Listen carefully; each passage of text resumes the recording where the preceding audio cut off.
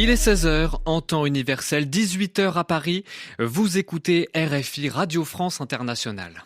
Le journal en français facile. Baptiste Coulon. Mercredi 23 octobre 2024. Bonjour, bienvenue dans ce journal en français facile. Dans cette édition, le Hezbollah confirme donc la mort de son numéro 2, Hachem Safieddine. Il a bien été tué dans une frappe israélienne début octobre près de Beyrouth. C'est un nouveau coup dur porté à la milice chiite alliée de l'Iran. Nous en parlons avec Guilhem Delteil dès le début de ce journal. À la une aussi, les élections américaines. Dans moins de 2 semaines maintenant, un duel toujours très serré entre Kamala Harris et Donald Trump. Donald Trump qui porte plainte contre le Parti travailliste britannique pour ingérence étrangère. Les explications à suivre. Et puis du football dans 45 minutes maintenant, la 3e journée de la Ligue des Champions. Et après 2 victoires en 2 matchs, les Français de Brest en espèrent une 3e ce soir face aux Allemands du Bayern Leverkusen. Le journal en français facile.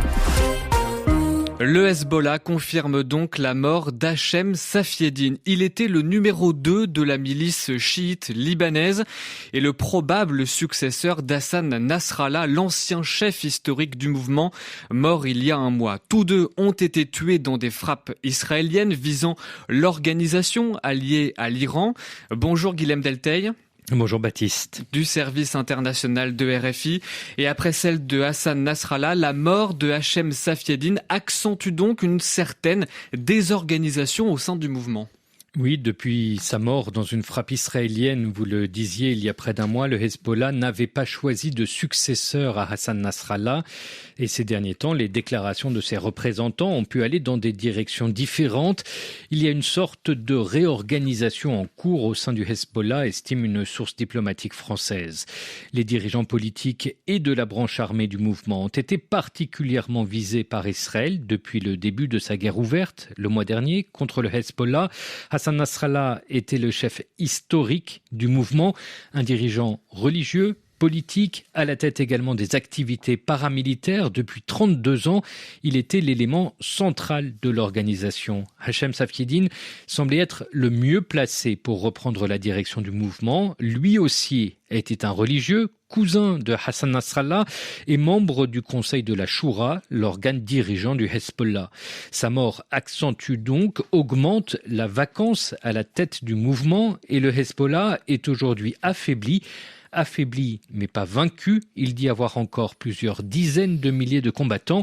Il reste une force politique majeure au Liban. Il est illusoire de croire que le Hezbollah serait anéanti, détruit, prévient notre source diplomatique. Merci à vous, Guilhem Delteil. Anthony Blinken, le secrétaire d'État américain, poursuit, lui, sa tournée au Proche et Moyen-Orient. Il est actuellement en Arabie Saoudite, l'Arabie Saoudite qui ne reconnaît pas Israël. Cette visite d'Anthony Blinken vise donc à promouvoir une possible normalisation, autrement dit, créer des relations diplomatiques entre les deux pays. Cette normalisation pourrait pousser le Premier ministre israélien Benyamin Netanyahou à accepter un cessez-le-feu à Gaza. C'est ce qu'estiment plusieurs responsables américains. La guerre au Proche-Orient et en Ukraine, au cœur du sommet des BRICS. Il s'est ouvert ce mercredi matin à Kazan, en Russie. Vladimir Poutine a ainsi accueilli les dirigeants de la Chine, de l'Inde, de l'Iran ou encore du Brésil. Certains de ces pays ont appelé à l'arrêt des combats en Ukraine et au Proche-Orient. C'est le cas du Brésil. Le président brésilien Lula appelle à éviter une escalade en Ukraine et à travailler ensemble pour ramener la paix au Proche-Orient. Des prises de position saluées par Vladimir Poutine, le président russe qui entend montrer qu'il est tout sauf isolé sur la scène internationale malgré les sanctions des Occidentaux en raison de la guerre en Ukraine. L'actualité en bref, en Turquie, 3 morts, 14 blessés dans un attentat qui a visé le siège des industries de défense turques près d'Ankara, la capitale. 2 terroristes ont été neutralisés, affirment les autorités. Nous sommes à moins de 2 semaines de l'élection présidentielle américaine. Donald Trump et Kamala Harris sont au coude à coude dans les sondages. Une élection qui a aussi des répercussions au Royaume-Uni, car Donald Trump porte plainte auprès de la Commission électorale fédérale pour ingérence étrangère contre le Parti travailliste britannique. Selon le candidat républicain, le Parti travailliste, qui est au pouvoir au Royaume-Uni, participe à la campagne des démocrates de façon illégale. Le gouvernement britannique rejette ces accusations. Les explications à Londres d'Emeline Vin. Au départ, il y a cette publication, depuis supprimée sur le réseau social LinkedIn, de la part de la chef des opérations du Parti travailliste britannique. Je cite, « Nous sommes une centaine d'employés du Labour à partir aux États-Unis. Il reste 10 places pour faire campagne en Caroline du Nord. Nous prenons en charge votre logement. Contactez Labour pour Kamala. » Dans sa plainte, le candidat républicain Donald Trump évoque aussi des instances de contact entre le Parti travailliste et la campagne de la démocrate Kamala Harris, sa principale concurrente. Les accusations interviennent alors que le Premier ministre britannique Keir Starmer est en déplacement aux îles Samoa. C'est donc le ministre de l'Environnement Steve Reed qui a dû minimiser ce mercredi matin dans sa tournée des matinales. Les citoyens, les individus, sont libres de faire ce qu'ils souhaitent de leur temps et de leur argent. Il n'est pas rare de voir les militants d'un parti dans un pays donné aller faire campagne pour un parti frère dans un autre pays. Cela dit, rien de tout cela n'a été organisé ou financé par le Parti travailliste lui-même. Ce sont des initiatives individuelles, comme cela est autorisé. Le Premier ministre a rencontré Donald Trump en septembre. Les deux hommes auraient alors établi un bon rapport. Londres assure que la relation spéciale qui unit le Royaume-Uni aux États-Unis continuera, peu importe qui succède à Joe Biden. Emeline Vin, Londres, RFI. L'actualité en France, 3 migrants décèdent dans une traversée clandestine, dans une tentative de traversée clandestine de la Manche. C'est ce qu'indique la préfecture maritime de la Manche et de la mer du Nord. Ce nouveau drame porte à 55 le nombre de décès de migrants depuis le début de l'année.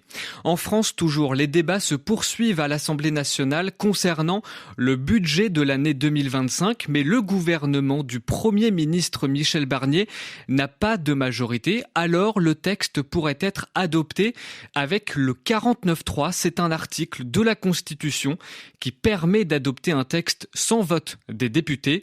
Le gouvernement engage alors sa responsabilité. Le Conseil des ministres qui s'est réuni ce matin à l'Élysée a donné son accord à l'utilisation de cet article.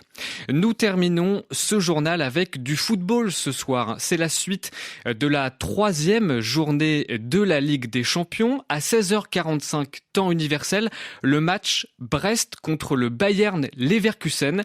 Les joueurs de Brest découvrent la compétition cette année. Ils ont déjà gagné leurs 2 premiers matchs face aux Autrichiens du Sturm Graz et de Salzbourg. Mais ce soir, ils affrontent le champion en titre d'Allemagne. Un défi d'une toute autre envergure, Thomas de Saint-Léger. Le supporter brestois, s'il y a 2-3 ans en arrière, on lui avait dit qu'il allait vivre ce qu'on a vécu la saison dernière et ce qu'on est en train de vivre en ce moment, il l'aurait peut-être pas imaginé. Y croyait-il lui-même, Éric Roy, l'entraîneur, l'artisan de ce miracle qui dure maintenant, qualifié à la surprise générale en Ligue des Champions, son petit poussé n'a pas laissé un point en route. Brest, co-leader après 2 matchs, c'est fou. Mais le plus dur commence, confirmé, et d'abord face au Bayer Leverkusen, champion, invaincu de Bundesliga l'an passé. Un adversaire en plus qui, je pense, a séduit l'Europe entière la saison dernière et qui continue à le faire aussi. Le niveau monte pour nous. On peut être capable sur un match, par tout un tas d'ingrédients, de se sublimer et de faire un résultat qui peut paraître au départ assez irréalisable. Mais attention, l'effet de surprise cette fois est passé et même si les Pirates ont du cœur, il en faudra plus pour faire plier une équipe que l'attaquant brestois Ludovic Ajorc connaît bien. Il jouait l'an dernier à Mayence dans le championnat allemand. On sait que ça va être compliqué. Pour avoir joué contre eux, derrière ils ont des joueurs très costauds aussi. Mais voilà, c'est un match de football, il va falloir se donner à fond et faire du Brest. Et si la recette miracle fonctionne, une fois de plus, Brest serait déjà, avec 9 points, quasiment assuré d'une place parmi les 24 premiers, synonyme à minima de barrage pour les 8e de finale de cette Ligue des Champions. Thomas de Saint-Léger, Guingamp, RFI. Coup d'envoi de ce match dans moins de 45 minutes maintenant. Voilà, c'est la fin de ce journal en français facile que vous pouvez réécouter sur Internet à l'adresse suivante françaisfacile.rfi.fr.